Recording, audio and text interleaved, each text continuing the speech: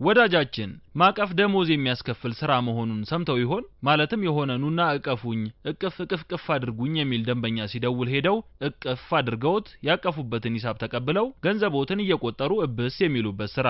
ነገሩ እንዴት መሰሎት? እዛ ጉድ የማያልቅባት ሀገር አሜሪካ ላይ ነው ማቀፍ ስራ ሆኖ እየተበላበት የሚገኘው ሲል ያስነበበው ባርክሮፍት ድረገጽ ደርሶ ብቸኝነት የተሰማቸው የሚወዷቸው ሰዎች ካጠገባቸው ርቀውባቸው ናፍቆት ያነሁለላቸውና ጥምጥም ብለው እቅፍ የሚያደርጉት ወዳጅ ዘመድ ቢጤ ያጡ ሀገር አሜሪካ ኒውዮርክ ላይ የከተሙ አሜሪካውያን ከፍለው እየታቀፉ ነው ሲል አትቷል። ተቃቅፎ ከመቆየት በዘለለ ምንም አይነት ሌላ ግንኙነት የሌለውና በሙያተኛ አቃፊዎች የሚሰራው የማቀፍ ስራ አሁን በሀገሬው ዘንድ እየተለመደ ከመምጣቱ ባለፈ የትዳር አጋሮቻቸው በተለያዩ ምክንያቶች የተራራቋቸው ባለትዳሮች ሳይቀሩ አቃፊዎች ጋር እየደወሉ ኑና እቅፍ አድርጉን እያሉ አገልግሎቱን ማግኘት ጀምረዋል። ለምሳሌ በወር ውስጥ ባለቤቷን ለጥቂት ቀናት ብቻ የምታገኘው የ41 ዓመቷ ሳስኪያ ፍሬድሪክስ እየከፈለች የመታቀፍ አገልግሎቱን ማግኘት ከጀመረች ከዓመት በላይ አስቆጥራለች። ውጥረት በበዛበት የከተማ ህይወት ተፍተፍ እያለች የምትኖረው ሳስኪያ የፖሊስ አባል ከሆነው የ45 ዓመቱ ባለቤቷ አቶ አርተር ጋር አብዝተው መገናኘት አለመቻላቸው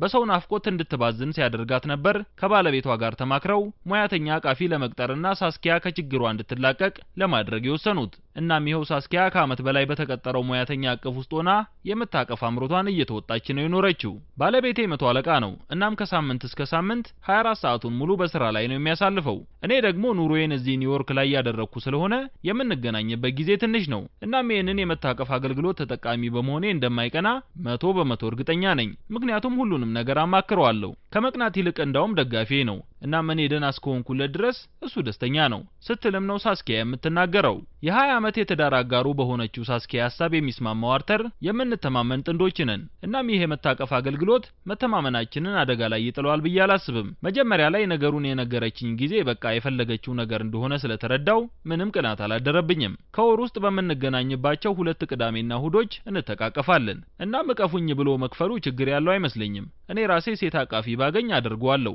ሲል ነው አስተያየቱን የሰጠው። የማቀፍ አገልግሎት ገበያው እየተጧጧፈ ባለባት ኒውዮርክ አንድ ድርጅት 40 የሚደርሱ ሙያተኛ አቃፊዎችን ቀጥሮ በሳምንት ውስጥ የሚቀርቡለትን እስከ 200 የሚደርሱ የእቀፉኝ ጥሪዎች በርትቶ እያስተናገደ ይገኛል። አገልግሎቱ የሚሰጠው ለ2 ሰዓት ያክል ሲሆን አንድ ደንበኛ ይህን አገልግሎት ለማግኘት ከ1600 ብር በላይ ወጪ አድርጎ መክፈል ይጠበቅበታል።